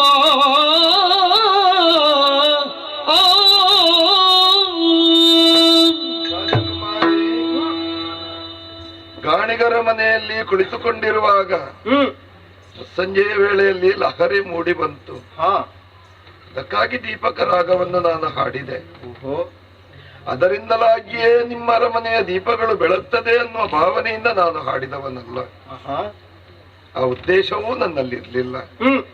ದೀಪಕ ರಾಗವನ್ನು ಹಾಡಿದ ಪಾಪಿ ನಾನು. ಹಾಗೆ ಹೇಳ್ತೀರಿ? ನನ್ನ ಪೂರ್ವ ವೃತ್ತಾಂತವನ್ನೆಲ್ಲ ನೀವು ಕೇಳಬಾರದಪ್ಪ.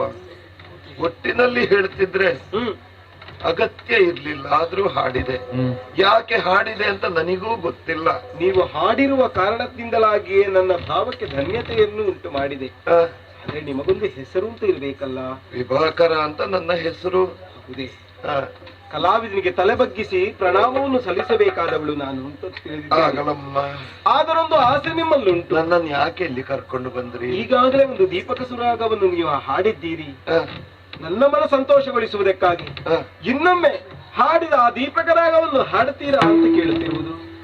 ಆಗಲಮ್ಮ, ನಮ್ಮ ಹಾಡುವಿಕೆಯಿಂದ ಎಷ್ಟು ಜನರ ಮನಸ್ಸಿಗೆ ಸಂತೋಷ ಆಗ್ತದೆ ಅಂತ ಇದ್ರೆ ಹಾಡುವವನಿಗೆ ಅದಕ್ಕಿಂತ ದೊಡ್ಡ ಭಾಗ್ಯ ಬೇಕು. ಆಗಲಿ ಎನಲು ಮಗಳೊಮ್ಮೆ ದೀಪಕ ಸುರಾಗವನು ಹಾಡಿಸಿ ದೀಪಗಳು ಅರಳಲ್ಕೆ.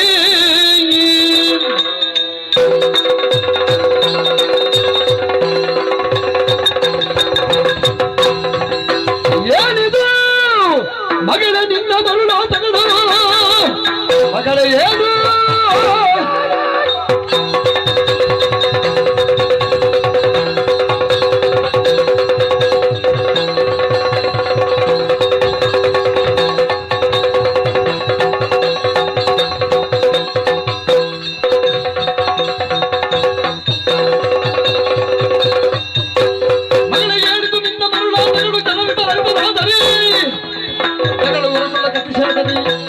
ಬಹುದು ಮಗಳ ಪದ್ಮಾವತಿ ಹಾಯವಾಗಿ ನಿದ್ರಿಸಿದೆ. ಒಂದೊಮ್ಮೆಗೆ ನಮ್ಮ ಅಂತಃಪುರ ಎಲ್ಲಾ ದೀಪಗಳು ಉರಿಯಿತು. ಎಲ್ಲಿಂದ ಅಂತ ಕೇಳಿದಾಗ, ಆಲಿಸಿದಾಗ ಒಂದು ಸ್ವರ ಎಲ್ಲಿಂದ ಬಂದಾಗ ನೀನು ಇಲ್ಲಿ ಕುಳಿತಿದ್ದೀಯ. ಆತನೊಬ್ಬ ಇದ್ದಾನೆ, ಹಾವಾಡಿಗಳೊಬ್ಬ ತುಂಗಿಯನ್ನು ಊದಿದಾಗ ಹಾವು ತಲೆ ಎತ್ತಿ ಹೇಗೆ ಹೆಲೆಯನ್ನು ಅಲ್ಲಾಡಿಸ್ತದ ಅದೇ ರೀತಿ ನೀನು ತಲೆಯನ್ನು ಅಲ್ಲಾಡಿಸ್ತೀರ. ಯಾರವರನ್ನು ಕಳಿಸಿದ್ರು? ಯಾಕೆ ಹೇಳಿದಾಗ ತಾತಲಾಲಿಸೋ ದೀಪರಾಗವ ಈತ ಹಾಡಿದ ಎಲ್ಲ ಚಪಟದ ಪ್ರೀತಿಯವರನು ಲಗ್ನವಾಗಿನೂ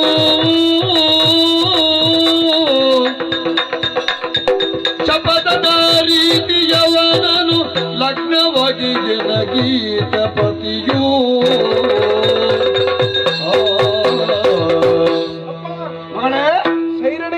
ಮಾತನ್ನು ನೀವು ಕೇಳಬೇಕು. ಹೇಳೋಣ ಮಗಳೇ, ಏನು ಹೇಳು. ತಪ್ಪು ದಾರಿಯನ್ನು ಹಿಡಿಯುವಳಲ್ಲ ನಿಮ್ಮ ಮಗಳೆನ್ನುವಂತ ಭರವಸೆ ನಿಮಗುಂಟ? ಖಂಡಿತ. ನೀವು ಹೇಳಿಕೊಟ್ಟ ವಿದ್ಯೆಯಲ್ಲಿ ಚಾಚು ತಪ್ಪದೆ ನಾ ಬದುಕಿದವಳು. ಇಷ್ಟರವರೆಗೆ ಸಂಸ್ಕಾರ ಹೀನಲಲ್ವಲ್ಲ? ಖಂಡಿತ ಅಲ್ಲ. ಅಪ್ಪ, ಏನು ಈತನನ್ನು ನಾ ಕರೆತರಬೇಕು ಅಂತಾದ್ರೆ ಕಾರಣ ಉಂಟು. ಯಾಕೆ? ಬದುಕಿನಲ್ಲಿ ಬಾಲ್ಯದಿಂದಲೇ ನಾನೊಂದು ಶಪಥವನ್ನು ಗೈದವಳು ಅಂತ ನಿಮಗೆ ತಿಳಿದಿದೆ. ಶಪಥ? ಹೌದಪ್ಪ. ಹಾ. ಯಾವಾತ ದೀಪಕ ರಾಗವನ್ನು ಹಾಡುವುದರ ಮೂಲಕವಾಗಿ ದೀಪಗಳೆಲ್ಲ ಬೆಳಗುವಂತೆ ಮಾಡುತ್ತಾನೆಯೋ ಅಂತವನನ್ನೇ ಭರಿಸಬೇಕು ಅಂತ ನಾನು ತೀರ್ಮಾನವನ್ನು ಮಾಡಿದವಳೇನೋ. ಹೌದು ಅಪ್ಪ. ರಾಮಗಾಣಿಗನ ಗದ್ದೆಯಲ್ಲಿರಬಹುದಾದ ಸ್ಥಳದಲ್ಲಿ ಈತ ದೀಪಕ ಸುರಾಗವನ್ನು ಹಾಡುತ್ತಾ ಇದ್ದಾಗ ನಮ್ಮ ನಗರವೆಲ್ಲವೂ ಬೆಳಕಿನಿಂದ ತುಂಬಿ ಹೋಯಿತು. ಹಾಗಾಗಿ ನನ್ನ ಶಪಥ ಫಲಿಸಿತು ಎನ್ನುವ ಕಾರಣಕ್ಕಾಗಿ ನನ್ನ ಮನೆಗಾಗಿ ಕರೆಸಿಕೊಂಡವಳು. ಅಪ್ಪ, ಬೇರೇನು ಕೇಳುವುದಲ್ಲ, ನನ್ನ ಆಸೆ ಎನ್ನುವುದು ಈಡೇರಿದ ಹಾಗಾಗಿದೆ. ಅವನನ್ನೇ ನಾನು ಮದುವೆ ಆಗಬೇಕು ಅಂತ ಇದ್ದೇನೆ. ಇದು ನನ್ನ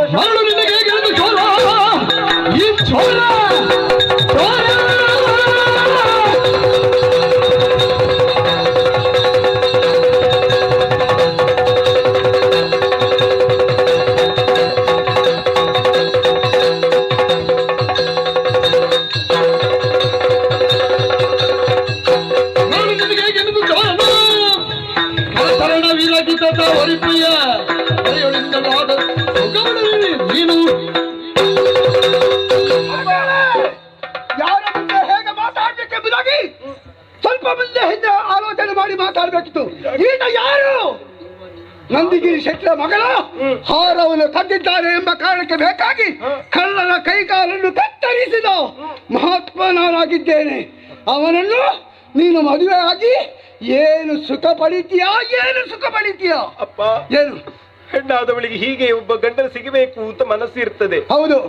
ಕುಂಟನಾಗ್ಲಿ, ಹೆಳವನಾಗ್ಲಿ, ಬದಿರನಾಗ್ಲಿ ಹೇಗೆ ಇರಲಿ, ನನಗವ ಆದೀತು ಅಂತ ಆದ ಮೇಲೆ ಅದನ್ನಿಲ್ಲ ಅಂತ ನಾವು ಮಾಡುವುದಕ್ಕೂ ಇಲ್ಲ. ನೀವೊಂದು ಮಾತನ್ನು ಕೇಳಲಿಲ್ವೇ? ಏನು? ಮನಸ್ಸಿನಿಂದ ಒಬ್ಬನನ್ನು ಒಪ್ಪಿದ ಮೇಲೆ ದೇಹದಿಂದ ಇನ್ನೊಬ್ಬನನ್ನು ಭರಿಸಲಾಗದು. ಹಾಗೆ ಮಾಡಿದ್ರೆ ವ್ಯಭಿಚಾರಿ ಕೊಡ್ತಾಳೆ. ತಂದೆಯಾಗಿ ಹೇಳ್ತಿದ್ದೇನೆ, ಸರಿಯಾದ ನಾಡು. ಕೈ ಕಾಲುಗಳು ಇಲ್ಲ, ಅವನ ಜೊತೆಯಲ್ಲಿ ಹೋಗಿ ಯಾವ ರೀತಿ ಸಂಸಾರ ಮಾಡ್ತೀಯ? ಅವರಿಗೆ ಕೈಕಾಲು ಇಲ್ಲದೆ ಇರುವುದಷ್ಟೇ ಬಿಟ್ರೆ ನನಗೆ ಕೈಕಾಲಿದೆಯಲ್ಲ. ನಿನಗೆ ಕೈಕಾಲು ಉಂಟು, ಜೊತೆಯಾಗಿ ಬದುಕುವುದಕ್ಕೆ ಅಷ್ಟು ಸಾಕು ತಾನೆ. ಮಗಳೇ, ನನ್ನ ತಾಳ್ಮೆಯನ್ನು ಕಳಿಸಬೇಡ. ಒಳ್ಳೆ ದಿವಸ ನೋಡಿ, ನಮ್ಮ ಪ್ರಪಂಚದಲ್ಲಿ ಎಷ್ಟು ಮಂದಿ ಸಂಗೀತಗಾರರು ಇಲ್ಲ, ಎಲ್ಲರನ್ನು ಕಳಿಸ್ತೇನೆ. ಅವನಲ್ಲಿ ಯಾರನ್ನು ಒಲಿಸು, ಸುಖವಾಗಿರು. ಅಪ್ಪ, ಎಷ್ಟೇ ನೀವು ಕರೆಸಬಹುದು, ಆದ್ರೆ ಇವರ ಹಾಡಿದ ದೀಪಕ ಸುರ ಆಗಕ್ಕೆ ಸರಿಸಮಾನವಾದುದು ಮತ್ತೊಂದು ಇರುವುದಕ್ಕಿಲ್ಲ. ಹಾಗಾಗಿ ನಾನು ಮೆಚ್ಚಿರಿದು ಇವರ ಕಲೆಯನ್ನಪ್ಪ. ಕಲೆ ಕಲೆ ಕಲೆ ಹಾಳಾಯ್ತು ಮಗಳೇ, ನನ್ನ ತಲೆ ಹೋಗೋರ್ಗೈ ಹೋಗ್.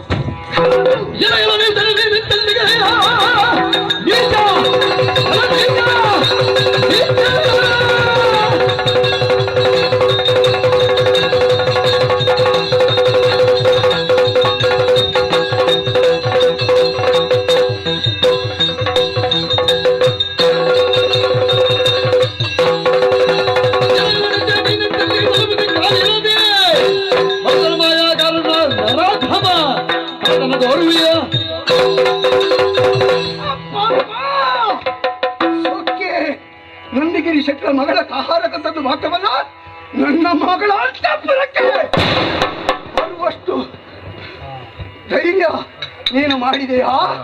ಇಂದು ನೀನನ್ನು ಉಳಿಸಿದೆ. ಕಷ್ಟ ಉಂಟು, ಪ್ರಪಂಚದಲ್ಲಿ ಬದುಕುವುದಕ್ಕೆ ಕಷ್ಟ ಉಂಟು.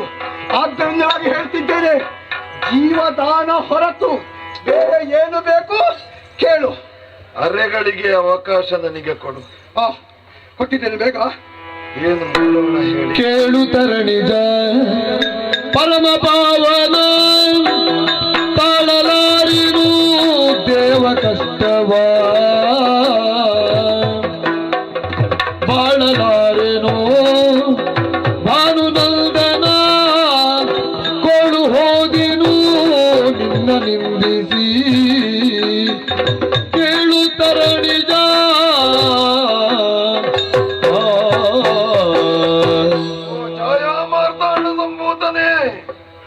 ಮರೆಯಲ್ಲಿ ನಿಂತು ನನ್ನ ಸ್ಥಿತಿಗತಿಯನ್ನು ಸರಿಯಾಗಿ ಅವಲೋಕಿಸುವ ನೀನೊಬ್ಬನೇ. ಯಾಕೆ ನಿನ್ನಲ್ಲಿ ಪಂಥಗೈದೆನೋ ನನಗೆ ಗೊತ್ತಿಲ್ಲ. ಪರಿಣಾಮವಾಗಿ ನನ್ನವರಿಗೆ ನನ್ನ ಪರಿಚಯ ಸಿಗುವುದಿಲ್ಲ. ಎಲ್ಲಿಯವರೆಗಾಗಿದೆ ಅಂತ ಆದ್ರೆ ನನ್ನ ತಲೆ ಕಡಿಯುವಲ್ಲಿವರೆಗೆ. ಆದ್ರೆ ಒಂದು ವಿಶ್ವಾಸ ಉಂಟು ನನಗೆ, ಶನಿ ಹಿಡಿದವ ಸಾಯುವುದಿಲ್ಲ, ಬುಧ ಹಿಡಿದವ ಬದುಕುವುದಿಲ್ಲ ಅಂತ ಮಾತು ಉಂಟು. ಶನಿ ಹಿಡಿದವ ಶನಿ ಬಿಡುಗಡೆ ಆಗದೆ ಸಾಯುವುದಿಲ್ಲ. ಅರೆಗಳಿಗೆ ಕೇಳಿದ್ದು ಯಾಕೆ? 7 ಶನಿ ಅಲ್ವಾ, ಅರೆಗಳಿಗೆ ಉಳಿದಿದೆ. ಏನಾಗ್ತದೆ ನೋಡೋಣ ನೋಡೋಣ ನೋಡೋಣ.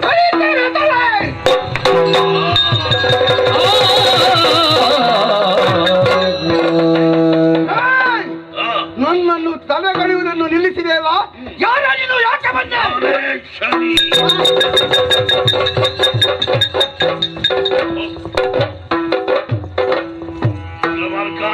ವಿಕ್ರಮಾರ್ಕನಿ ಕೇಳು ಮಾತ, ನೀ ಶಕ್ರದ ಮಾನ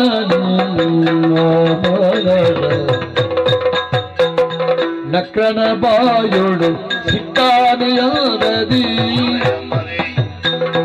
ನಕ್ರನ ಬಾಯೋಡು ಸಿಕ್ಕಾನೆಯಾಗದಿ, ಲೆಕ್ಕವಿಲ್ಲದ ಕಷ್ಟ ಕಿಕ್ಕಿದೆ ಹೊರಬೇಡು.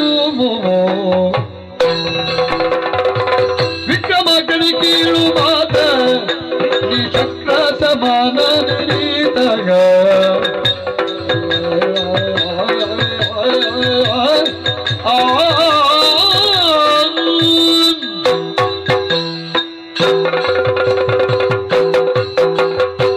ವಿಕ್ರಮಾರ್ಕ, ಮುಗಿಯೋದಕ್ಕೆ ಕರಗಳಿಲ್ಲ ನನ್ನಲ್ಲಿ ಶನೀಶ್ವರ. ನಾನು ಕಣ್ಣಾರೆ ಕಾಣುತ್ತಾ ಇದ್ದೇನೆ. ಮುಗಿಯುವುದಕ್ಕೆ ಕರಗಳಿಲ್ಲ, ನಡೆಯುವುದಕ್ಕೆ ಕಾಲಿಲ್ಲ, ಇಲ್ಲ ಸರಿಯಾಗಿ ಎದ್ದು ನಿಲ್ಲುವುದಕ್ಕೆ ನಿನ್ನ ಮೈಯಲ್ಲಿ ತ್ರಾಣವಿಲ್ಲ. ನಿನ್ನ ಸ್ಥಿತಿ ಹೇಗಾಗಿದೆ ಗೊತ್ತೇ? ಮೊಸಳೆಯ ಬಾಯಿಯೊಳಗೆ ಆನೆಯೊಂದು ಸಿಲುಕಿದ ಹಾಗಾಗಿ ಹೋಗಿದೆ. ಇಷ್ಟು ಕಠಿಣವಾಗಿ ನಿನಗೆ ಶಿಕ್ಷೆಯನ್ನು ವಿಧಿಸಿದ್ರು ಒಂದು ಕ್ಷಣವು ವಿಚಲಿತನಾಗದೆ ನಾನು ಕೊಟ್ಟಂತಹ ಶಿಕ್ಷೆಯನ್ನೆಲ್ಲ ಅನುಭವಿಸ್ತಾ ಇದ್ದಿ. ನಿನ್ನ ರಕ್ಷಣೆಗಿರುವವರು ಕಾಳೇಶ್ವರ, ಅವರನ್ನೂ ಬೇಡಲಿಲ್ಲ ನೀನು. ನಿನಗೆ ಸಹಾಯಕರಾಗಿ ಬರುವ ಆ ಬೇತಾಳ, ಅವರನ್ನೂ ನೀನು ಕರೆಯಲಿಲ್ಲ. ನಿನಗೆ ಪ್ರತ್ಯಕ್ಷರಾಗಿ ವರದಾನವನ್ನು ಮಾಡಿದಂತ ಆ ಕಾಳಿ ಮಾತೆ, ಅವಳನ್ನೂ ಕೂಡ ನೀನು ಸ್ಮರಿಸಲಿಲ್ಲ.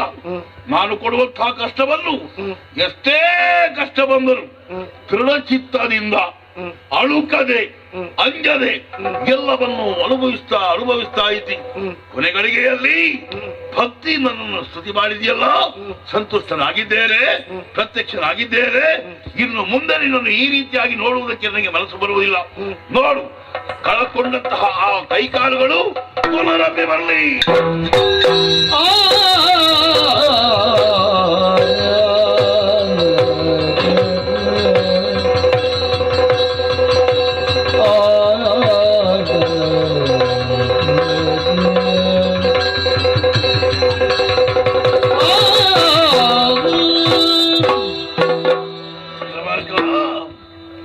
ಶನೇಶ್ವರ,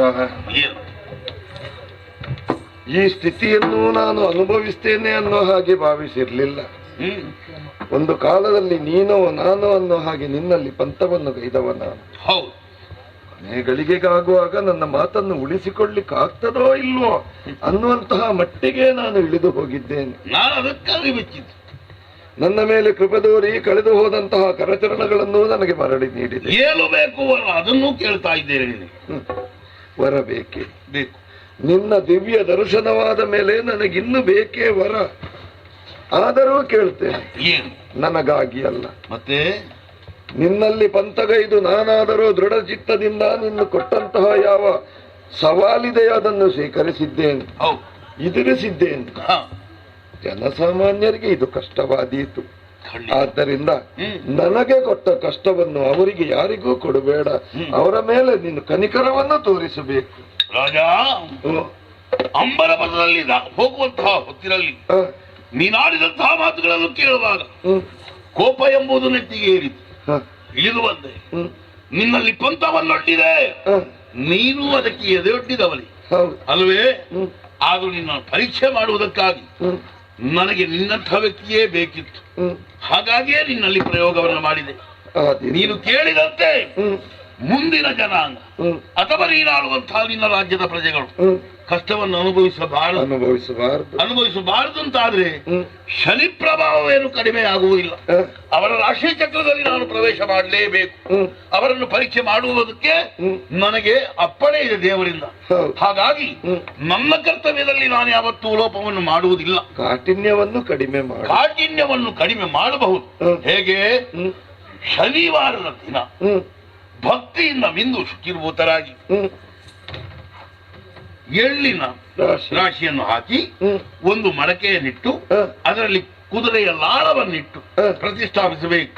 ಆಮೇಲೆ ಎಳ್ಳೆಣ್ಣೆಯ ದೀಪವನ್ನು ಹಚ್ಚಿ ಭಕ್ತಿಯಿಂದ ಶನಿದೇವರ ಪೂಜೆಯನ್ನು ಮಾಡ್ತಾರೋ ಅಂತವರಿಗೆ ನಾನು ಕಷ್ಟ ಕೊಡುವುದು ಕಡಿಮೆ ಆಗುತ್ತದೆ. ಮಳೆ ಬಂದಾಗ ಕೊಡೆ ಹಿಡಿದ ಹಾಗೆ, ತಲೆಯಲ್ಲಿದ್ದಂತಹ ಭಾರ ಹೆಗಲ ಮೇಲೆ ಬಂದ ಹಾಗೆ, ಕಣ್ಣಿಗೆ ಬೀಳುವಂತಹ ಕಸ ರೆಪ್ಪೆಯಲ್ಲಿಂದ ಹಾರಿ ಹೋದ ಹಾಗೆ ಆ ಕಷ್ಟವನ್ನು ನಿವಾರಣೆ ಮಾಡಬಹುದು. ಕಷ್ಟವೇ ಕೊಡುವುದಿಲ್ಲ ಅಂತ ಶನಿಗೆ ಹೇಳುವುದಕ್ಕಾಗುವುದಿಲ್ಲ. ನನಗೆ ಒಂದು ಅಪವಾದ ಬಂತು. ಏನು? ಮಾಲೆ ಕದ್ದಿದ್ದೇನೆ ಅಂತ. ಹೌದು, ಆ ಮಾಲೆ ಕದ್ದ ಒಂದು ಆರೋಪ ಹೋಗ್ತಿದ್ರೆ ನನಗೆ ಒಳ್ಳೇದಿತ್ತು. ನೋಡಲ್ಲಿ ಏನು ಸೆಟ್ರೆ, ಮಾಲೆ ಹಿಡ್ಕೊಂಡೇ ಬರ್ತಾ ಇದ್ದಾರೆ, ಜೊತೆಗೆ ಮಗಳನ್ನು ಕರ್ಕೊಂಡು ಬರ್ತಿದ್ದಾರೆ. ಈ ಕಡೆ ಚಂದ್ರಸೇನ ಅವರ ಮಗಳನ್ನು ಕರ್ಕೊಂಡು ಬರ್ತಾ ಇದ್ದಾರೆ. ಯಾಕೆ? ನಿನಗೆ ಕೊಡುವುದಕ್ಕಾಗಿ. ಒಂದು ಸತ್ಯವನ್ನು ನಾನು ತಿಳಿದುಕೊಂಡೆ. ಏನು? ಶನಿ ಹಿಡಿದ ಹೊತ್ತಿನಲ್ಲಿ ಇದ್ದೊಬ್ಬ ಮಡದಿಯನ್ನು ನಾಡಿನಲ್ಲಿ ಬಿಟ್ಟು ಬಂದವ ನಾನು. ಹೌದು. ಶನಿ ಹಿಡಿಯುವಾಗ ಒಂದಿದ್ದದ್ದನ್ನು ಕಳೆದುಕೊಂಡ್ರೆ ಮುಮ್ಮಡಿ ಆಗುತ್ತದೆ. ಶನಿ ಬಿಡುವ ಎರಡೆರಡು ಸಿಗ್ತದೆ ಅಂತ ನಮಗೆ ಸೂಚನೆ ಕೊಡ್ತಾ ಇದ್ದಾರೆ ಅಲ್ವಾ? ಆದ್ದರಿಂದ ಬರೇ ಮಡದಿಯರು ಮಾತ್ರವಲ್ಲ, ನಿನ್ನ ಹೋದಂತಹ ಸಂಪತ್ತುಗಳೆಲ್ಲ ಮುಂದಕ್ಕೆ 3 ಪಟ್ಟು ಹೆಚ್ಚಾಗುತ್ತದೆ. ಆದ್ರೆ ಒಂದು ವಿಷಯ, ಇನ್ನು ಮುಂದೆ ಶನಿ ಪ್ರಭಾವವನ್ನು ಲೋಕ ತಿಳಿಯುವ ಹಾಗಿದ್ರೆ ಅದರ ಜೊತೆಗೆ ವಿಕ್ರಮಾದಿತ್ಯನ ಹೆಸರು ಬರಬೇಕು. ವಿಕ್ರಮಾದಿತ್ಯನ ಚರಿತ್ರೆಯನ್ನು ತಿಳಿಯಬೇಕು ಅಂತಾದ್ರೆ ಅದರ ಜೊತೆಯಲ್ಲಿ ಶನಿಯ ಪ್ರಭಾವವು ಗೊತ್ತಾಗಬೇಕು. ಇದಕ್ಕಾಗಿ ನೀನೆ ನಿನ್ನ ಈ ನಾಲಿಗೆಯಿಂದ ಶುಭ ನುಡಿಯನ್ನು ಆಡಬೇಕು. ಶನೀಶ್ವರ ಮಹಾತ್ಮೆ ಅನ್ನುವಂತಹ ಈ ಪುಣ್ಯಕಥೆ ಕಥಾಂತರ್ಗತವಾದಂತಹ ತತ್ವ ಪ್ರಸಾದ ಸಕಲರಿಗೂ ಸಿದ್ಧಿಸಲಿ ಎಂಬ ಹಾಗೆ ನಮ್ಮ ಆರಾಧ್ಯ ಮೂರ್ತಿಯಾದಂತಹ ಕೋದಂಡರಾಮಸ್ವಾಮಿ ಪಂಚಮುಖಿ ಆಂಜನೇಯ ದೇವರಿಗೂ ಸ್ಥಳದೇವರಿಗೂ ವಂದಿಸುತ್ತಾ ಪುಣ್ಯತಮವಾದಂತಹ ಈ ಕಥೆಗೆ ಮಂಗಳ ಗೀತೆಯನ್ನು ಹಾಡೋಣ. ರಾಮ ಕಥೆಗೆ ಮಧು ಮಧುರ ಈಗ ಪರ ಸುಖಗಳ ಒಲಿವ ರಾಮ ಕಥೆಗೆ ಮಧು ಮಧುರ ಸೂರ್ಯವಂಶದ ದಶರಥ ರಾಯನ ಯಾಗದ ಪುಣ್ಯದ ಫಲವಾಗಿ ಭೂಮಿಗೆ ಜನಿಸಿದ ಶುಭವನ್ನು ಹರಿಸಿದ ರಘುಪತಿ ರಾಮನ ದಾಸರಥಿ ಮಂಗಳಂ ಜಯ ಮಂಗಳಂ ಶುಭ ಮಂಗಳಂ